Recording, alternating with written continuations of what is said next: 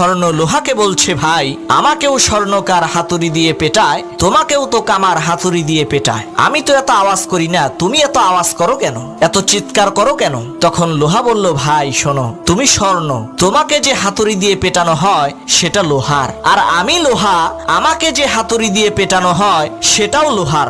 নিজের আপনজন যখন আঘাত দেয় তখন কষ্টটা অনেক বেশি হয়, এ কারণেই বুক ফেটে চিৎকার বের হয়।